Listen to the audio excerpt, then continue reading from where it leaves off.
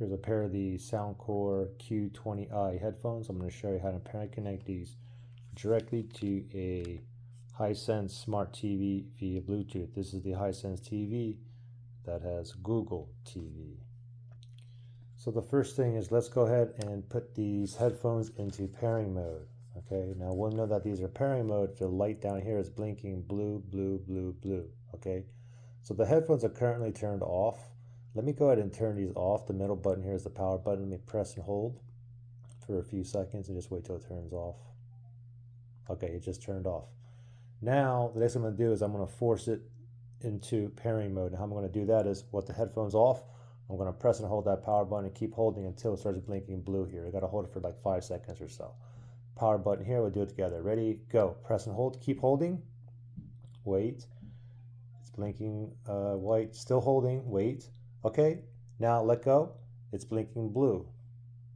So now it's in pairing mode. Now let's shoot over to our Hisense TV. Just go directly to your settings, click on the settings button on your remote. If not, just navigate to the home page, click on the home button on the remote, and then go to the gear icon in the top middle up there, right there, quick settings, select that. All settings is selected, now select that. And then in the left pane here, we're gonna go down to remotes and accessories, right there. Select that, make sure Bluetooth is toggled on up there. And now we're gonna go down here and we're gonna select pair accessory.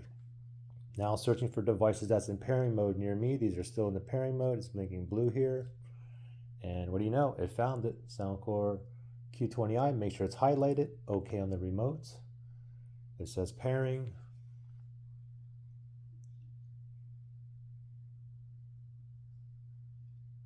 Oh, get a pairing request here. Select pair. Oh, we're connected, and it says connected down there as well. And you can see right there, Soundcore Q20i is connected, ready to go. And you can see the volume here works.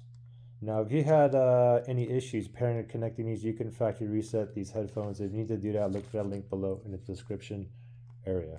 Anyway, there you go. Pretty simple.